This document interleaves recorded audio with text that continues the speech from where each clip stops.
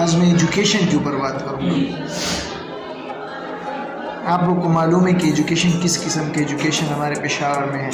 मतलब मैं पेशावर बोर्ड के बारे में बात कर रहा हूँ, या यहाँ पर जो इदारे हैं जो हमें एजुकेशन प्रोवाइड कर दें। ज़्यादातर किताबों में एक वर्ड लिखा, वो वर्ड क्या है कि जब एजुकेशन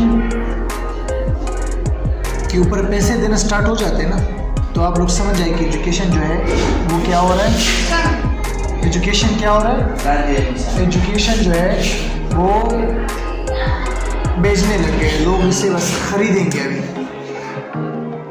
एजुकेशन को अभी खरीदा जाएगा। आइए, एजुकेशन खरीदने के लिए, इस्लाम में एजुकेशन खरीदने के लिए था, खरीदने के लिए नहीं था ना। तो अभी ये क्यों सिलसिला है कि एजुकेशन हम लोग खरीदेंगे? बोर्ड की पेपर्स के ऊपर पैसे दिए जाते हैं, दिए जाते हैं। बोर्ड के जो टॉपर्स आते हैं उनके ऊपर पैसे दिए जाते हैं, दिए जाते हैं। हमारा जो हक होता है, एक बंदा पूरी पूरी रात पढ़ेगा, उसके नंबर 800 में आएंगे। ये किस किस्म की एजुकेशन? तुम्हारे वो नंबर्स, हमें खुशी होगी कि मैंने अपनी मेहनत से 800 नंबर लिए, लेकिन जब आप बाकियों के रिजल्ट को देखेंगे ना, तो आप लोग तरसेंगे। क्यों? क्योंकि आप लोग कहेंगे कि मैंने इतनी मेहनत की, उसके बावजूद मेरे नंबर इससे क्यों कम आए। असल में पीछे कुछ और होता है, पैसे होते हैं, पैसे। ये जो पैसा है ना, ये बहुत जोर रखता है, लेकिन जोर हक के वक्त में रखता है, और ये लोग नाहक में इस्तेमाल किया जाता है। हम लोग नाहक में पैसे को इस्तेमाल करते हैं। एजुकेशन हम लोग बेच रहे हैं, सेल कर रहे हैं एजुकेशन। अल्लाह ताला ने पहली कौन सी आयत नाज़िल की? इक़रा, पढ़ लिख, यही है ना, इक़रा बिस्मि रब्बिकल लज़ी खलक़। तो उसमें ये जिक्र हुआ है कि एजुकेशन को पहले से पैसों से लिया जाता है? नहीं हुआ। यह कुरान में एक आयत की तौहीन हम लोग कर रहे हैं आजकल। अल्लाह ताला ने कुरान में फरमाया कि पढ़ लिख। आप सल्लल्लाहु अलैहि वसल्लम के ऊपर जब आयत पहली नाज़िल हुई, तो पहले ये आयत नाज़िल हुई कि पढ़ लिख। हम लोग एजुकेशन को सेल करने लगे। इस एजुकेशन से हमें कोई फ़ायदा मिलेगा? पैसों से जो एजुकेशन खरीदी जाए। या तुम्हारे 800 नंबर हो, मुझे फ़ख्र है अपने 800 नंबर पर, अगर मेरे 800 नंबर आए, और कल मेरे 800 नंबर आए भी है, 805 नंबर आए मेरे सेकेंड ईयर में, लेकिन मुझे फ़ख्र है। क्यों? क्योंकि मेरी जो एजुकेशन है वो मेरी मेहनत से है, ये मैंने नकल से नहीं। हम लोग जब पेपर देते थे ना हाल में, तो एक तरफ पूरा हाल होता था, वहाँ पर सारे आम बंदे बैठे थे। जो ख़ास होते थे ना, उनके लिए इस तरह साइड पे एक कमरा होता था, वहाँ पर होते थे। इस साइड पे रोल नंबर किस तरह है, दरमियान से रोल नंबर गायब होते थे।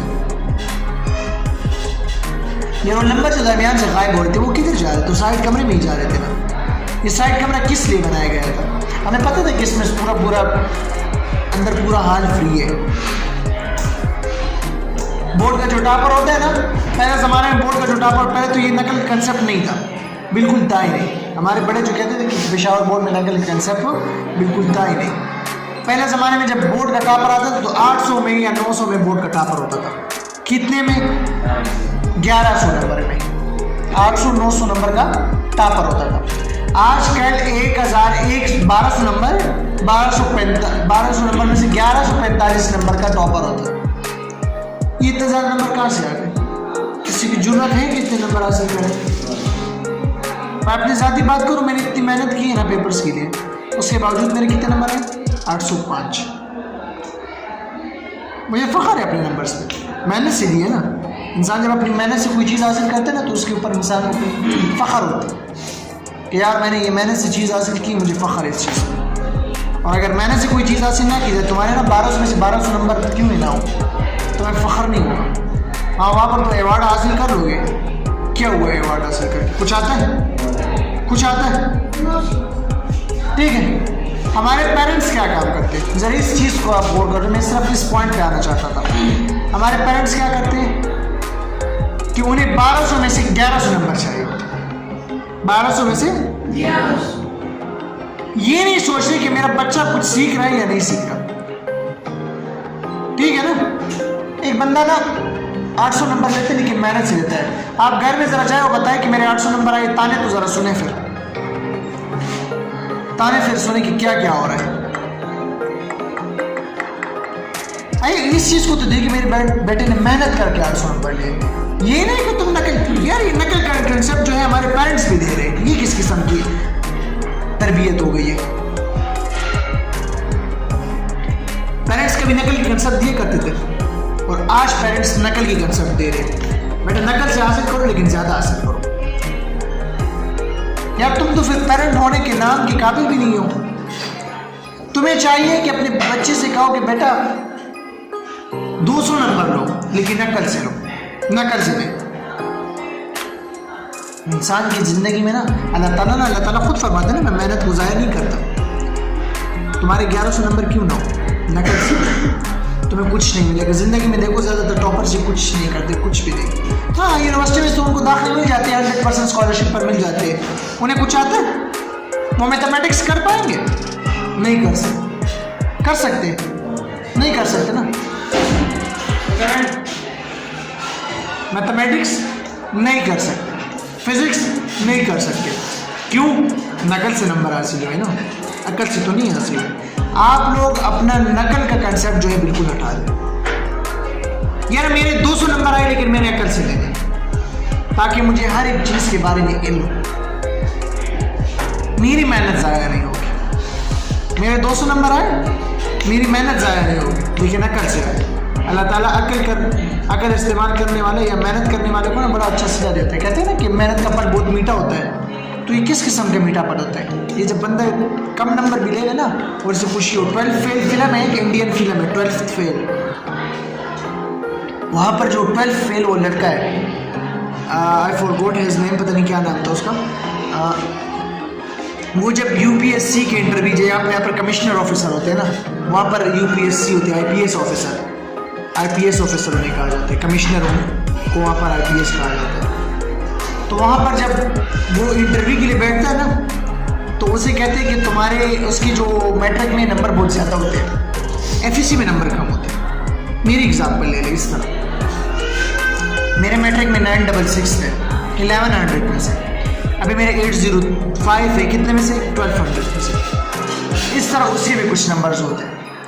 तो उससे जब वो इंटरव्यूअर पूछते हैं कि यार तुम्हें इतने फ़ख्र से बता रहे हो कि तुम्हारे इतने नंबर है सेकंड ईयर में, हालांकि तुम्हारा जो ग्रेड है वो तो बहुत कम है, बी ग्रेड होता है उसका, नहीं सी ग्रेड सो होता है उसका। तो वो बताता है कि सर ये मेरे अकल से लिए हुए नंबर है, इस पर मुझे फ़ख्र था। तमाम लोगों के 1100 नंबर से ज़्यादा नंबर आए थे मुझसे, और वो अपने नंबर पे क्या थे, खफा थे। क्यों? अकल से नहीं लिए। क्या था? अकल से नंबर हासिल नहीं हुए थे। तो उसने कहा तुम इतने कम नंबर्स में क्या कर दोगे? वो इंटरव्यूअर ने पूछा ना, कहते क्योंकि मैंने अकल से लिए तो मुझे हर एक चीज़ के बारे में इल्म होगा, मैंने पढ़ी होगी ना किताबें, मुझे इल्म होगा, तो मैं अपनी ज़िंदगी चेंज कर सकता हूँ with the help of that numbers. कल मैं सोच रहा था 805 नंबर जो मेरे एफएससी के नंबर है, उसमें आखिरी 5 नंबर मुझे 5वीं क्लास की फिर याद आ गई। आप लोगों को मैंने एक वाक़या बताया था कि मेरी मिस ने मुझे 5 नंबर से मोटिवेट किया था। मेरे 5 नंबर आए थे 5th क्लास में जब मैं था।